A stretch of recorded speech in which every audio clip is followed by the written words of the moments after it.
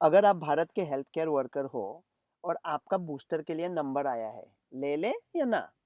एकदम आसान सवाल है, ले लो। इतना आसान भी नहीं है। अगर आपको 3 दिन पहले ओमिक्रॉन हुआ था या आज हुआ है या 2 दिन में होने वाला है, तो फिर क्या करें? 5 दिन रुके या 10 दिन रुके? अगर आपको ओमिक्रॉन हो चुका है तो बूस्टर लेके कुछ फ़ायदा है क्या? अगर ओमिक्रॉन नहीं हुआ है तो फिर बूस्टर लेने से डेफिनेटली नहीं हो जाएगा क्या? अगर आपने 2 टीके लिए थे और आपको डेल्टा भी हुआ था तो क्या आपको बूस्टर की ज़रूरत है? अगर बूस्टर लिया तो ये गारंटीड है क्या कि ओमिक्रॉन नहीं होगा? आपको आज लक्षण है लेकिन आपके पास रिजल्ट नहीं है, क्योंकि डॉक्टर रवि गोडसे ने, जो कि मैं हूँ, उन्होंने कहा था कि अगर आपको लक्षण नहीं है या आपको मामूली लक्षण है और आप हाई रिस्क नहीं है तो आप टेस्ट करें ही ना। तो आपके पास टेस्ट का रिजल्ट भी नहीं है, तो फिर आप कैसा मान लें कि आपको ओमिक्रॉन हुआ था? और अगर आपको आपने 2 टीके लिए थे, आपको डेल्टा हुआ था, आपको अभी ओमिक्रॉन भी हुआ है और आपने बूस्टर भी चढ़ाया, पाँचों पांडव कंप्लीट कर दिए, इसका मतलब ये हो गया या 6 महीने बाद और एक बूस्टर लेना पड़ेगा? अगर डेल्टा और ओमिक्रॉन ये नए विलन आए हैं, तो उनके खिलाफ नए टीके बनाने के बावजूद जो पुराने कोविड के वैक्सीन है, वो अभी हमारे गले में क्यों डाल रहे हैं? क्या वो पुराना स्टॉक बेचना है? वैक्सीन के जो विरोधक है वो ज़्यादा अक्लमंद नहीं है, लेकिन उनका ये सवाल जायज़ है कि भाई नए टीके क्यों नहीं बनाते? ये पुराने जो वैक्सीन इतने ज़्यादा नहीं चलते, उसका एक के बाद एक बूस्टर देके क्या फ़ायदा? और ये कितना दिन चलेगा? भारत का बूस्टर आ गया, आपने तो कहा था मिक्स और मैच करो, पूरी दुनिया कर रही है। फिर ये तो मिक्स एंड मैच नहीं है, फिर लेके कुछ फ़ायदा है या नहीं फ़ायदा है? ये अभी कब ख़त्म होने वाला है या सब ये सब ऐसा ही चालू रहेगा? तो ऐसे कई सारे सवाल हैं। पहला सवाल ये है कि आप ले लो, बूस्टर ले लो। देखो क्या है ना, अमेरिका का एक स्टडी आया था और उन्होंने कहा कि डेल्टा वैसे ही मामूली है, सॉरी, ओमिक्रॉन वैसे ही मामूली है। तो कंपेयर टू डेल्टा आपका ओमिक्रॉन से अस्पताल जाने का चांस 50% से ऑलरेडी कम है। अगर आपने 3 टीके लिए हैं तो आपका अस्पताल जाने का चांस और 81% कम है। अगर आपने 2 टीके लिए हैं तो 60% कम है। शायद शायद ये जो 21% का फासला है 3 टीकों और 2 टीकों में बीच में, उसने अमेरिका को बचाया। और ये जो कुछ काफ़ी केसेस आए उसको लहर में तब्दील नहीं होने दिया। हॉस्पिटल भी बढ़े हैं अभी, प्रेशर आया है लेकिन पहले जैसा बिल्कुल नहीं है। इंडिया तो बिल्कुल बच जाएगा क्योंकि नैसर्गिक इन्फेक्शन भी है। तो इससे डेफ़िनेटली फ़ायदा होता है। और अगर हमारा हमारी सोच थोड़ी अलग हो गई। पहले हम क्या सोचते थे कि अगर आपने टीके लिए हैं और आपको कोविड भी हुआ है, तो ये जो प्रतिकार शक्ति मिलेगी वो आपको कोविड से महफूज रखेगी।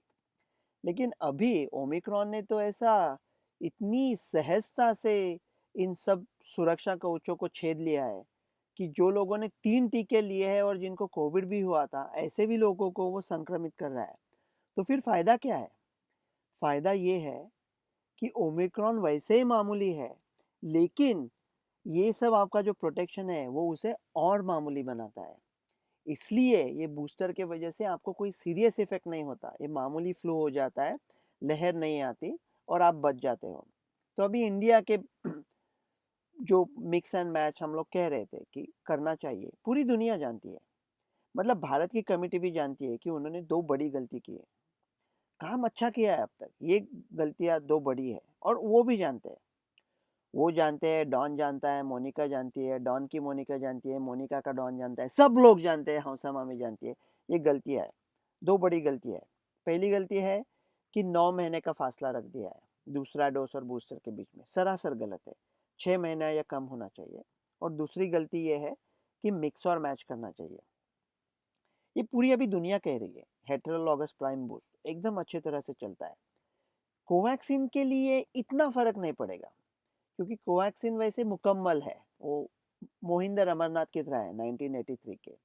ऐसा कुछ ज़्यादा फायरवर्क्स नहीं है, लेकिन 30-35 रन बनाएगा, 2 विकेट लेगा, अच्छी फील्डिंग करेगा, एकदम अच्छा खासा वो आपको जिता देगा मैच, अच्छा है मोहिंदर अमरनाथ। तो कोवैक्सीन को कोवैक्सीन का बूस्टर चलेगा, लेकिन जो कोविशील्ड है वो दो बैट्समैन है, सुनील गावस्कर और चेतन चौहान। तो वहां अगर एक बॉलर डाल दिया तो बहुत ही फायदा है, क्योंकि कोविशील्ड ये वेक्टर वैक्सीन है। तो वेक्टर मतलब एक बस पे डोज आता है, इसलिए बस के अगेंस्ट भी एंटीबॉडी बनते हैं। जब दूसरा डोज आता है, इसलिए हम लोग दूसरा डोज और पहला डोज में फासला बढ़ाते हैं ताकि बस की एंटीबॉडी कम हो जाए। तीसरा डोज भी अगर कोविशील्ड का दिया तो वो बस का एंटीबॉडी उसका प्रभाव थोड़ा कम कर देगा। तो ये शर्म की बात है कि नहीं मिक्स और मैच कर रहे। आप पूछोगे अमेरिका ने भी नहीं किया मिक्स एंड मैच। अमेरिका ने नहीं किया क्योंकि अमेरिका के पास 3 ही वैक्सीन है अभी, फाइजर, मॉडर्ना और J N J adenovirus है कोविशील्ड जैसा, लेकिन वो थोड़े कोई क्लॉट्स के मामले आते हैं, इसलिए वो नहीं ज़्यादा यूज़ करते। और फाइजर और मॉडर्ना तो एकदम सिमिलर है, तो उनमें से मिक्स एंड मैच करके कुछ फ़ायदा नहीं है। और जे ज़्यादा वो यूज़ नहीं करेंगे। अगर कोविशील्ड होती यूएस में या कोवैक्सीन होती, इंडिया कोवैक्सीन बेच सकता था यूएस को, तो वो मिक्स और मैच कर सकते थे। अभी इंडिया क्यों नहीं कर रहा है? सरकार की मजबूरी भी मैं समझ सकता हूँ, हमें भी समझनी चाहिए। उन्होंने काम अच्छा किया, क्यों नहीं कर रहे हैं? वो ना गलत कर रहे हैं, वैज्ञानिक और प्रशासकीय। उनके पास ज़्यादा डोज नहीं है, इसलिए वो 9 महीने कह रहे हैं और मिक्स और मैच नहीं कह रहे। लेकिन उन्होंने वो कहना चाहिए, ऐसा नहीं कहना चाहिए कि यही विज्ञान है। उन्होंने कहना चाहिए विज्ञान ये है, लेकिन हम नहीं कर सकते, मजबूरी है, लोग समझ जाएंगे। और क्या वजह हो सकती है? पहली वजह ये है कि आपको ये जो आपने जो टीके लिए हैं, 60-70 करोड़ लोगों ने कोविशील्ड लिया है।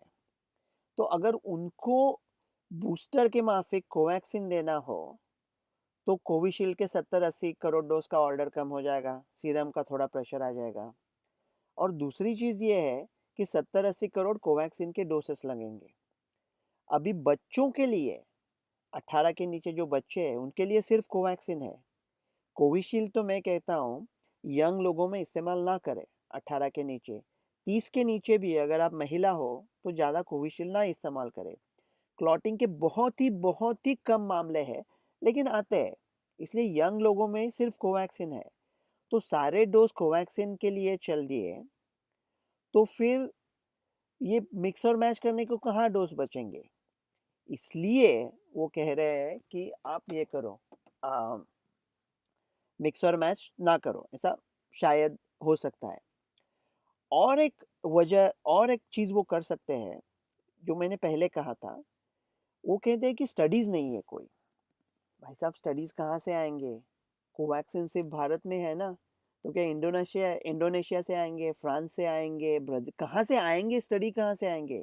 जैसे हमारे बुश साहब ने एक बार कहा था कि अमेरिका के सारे इंपोर्ट्स बाहर से आते हैं। हाँ, वो तो है, बाहर से ही आएगा ना, इंपोर्ट नहीं तो कहाँ से आएगा? तो कोवैक्सीन का स्टडी हमें खुद करना है। हमारे हाथ में एक मौका है।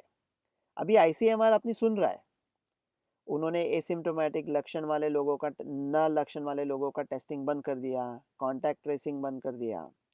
ये अगर बात सुनी, 20 से 30 करोड़ लोग हैं जिनका कोविशील्ड का दूसरा डोज बाकी है। वो लोगों को आज अभी कोवैक्सीन डोज दे दो, शायद उनमें से 1 करोड़ लोग निकाल के दे दो, तो एक स्टडी भी हो जाएगा और 1 करोड़ लोग ज़्यादा महफूज भी हो जाएंगे। तो पहला हम सोचते थे कि भारत ने काफ़ी करोड़ों लोगों ने 2 टीके लिए हैं और काफ़ी लोगों को डेल्टा हुआ है। इसलिए मैं तो पहले कह रहा था कि भारत को बूस्टर की ज़रूरी है ही नहीं। तो सडनली मैं कहने लगा बूस्टर है, बूस्टर ले लो। ये कहाँ से आ गया? लोग कहते हैं आपने तो पलटी मार ली। ये साइंस है भाई साहब। अगर डेटा आपका बदल जाता है, तो आपकी पोज़ीशन भी बदलनी चाहिए ना, डायनामिक होना चाहिए ना। अगर आप बसंती हो और आपने टांगा बेच दिया और मोटर खरीद ली, तो मोटर के साथ क्या रात को डायलॉग बोलोगे कि अगर घोड़े ने घास से दोस्ती कर ली तो खाएगा क्या? और मोटर के सामने घास घास डाल के सो जाओगे? तो आप समय के साथ बदलना पड़ता है। इसलिए मैं कह रहा था, कहने लगा कि बूस्टर अच्छा रहेगा। बूस्टर से सीरियस डिसीज़ होने का या नया वेरिएंट से प्रोटेक्शन मिलने का चांस और कम हो जाएगा। तो अभी ये ये सब सोच लिया तो ये 9 महीने का गलत है, 6 महीना कर देना चाहिए था। लेकिन ठीक है, आपको फ़ायदा होगा। 2 डोज़ जिन्होंने कोवैक्सीन लिए हैं उनको तो डेफ़िनेटली फ़ायदा है, तीसरा डोज़ कोवैक्सीन लेके। तो बूस्टर लेना ही लेना है। अगर आपको ऐसा लगता है कि आपको ओमिक्रॉन हुआ था, टेस्टिंग का ज़रूरी नहीं है, अगर आपको लगता है तो हो ही गया होगा। जो दिन लक्षण आए, उसके बाद 10 दिन रुको, उसके बाद डोज़ ले सकते हो। उसमें ज़्यादा कोई खामी नहीं है, कुछ ज़्यादा साइड इफ़ेक्ट नहीं होगा। फ़ायदा कितना होगा देख लेंगे, ये कोई वैद्यकीय मशवरा नहीं है। आपने अपने डॉक्टर के साथ बात करो। एक उम्मीद छुपी है कहीं दिल के निहा खाने में, अभी कुछ वक़्त लगेगा उसे समझाने में। हमसे मख़फ़ी नहीं है कुछ, रह गुज़ारे शौक़ का हाल। एक उम्र गुज़ारी है हमने हवा खाने में।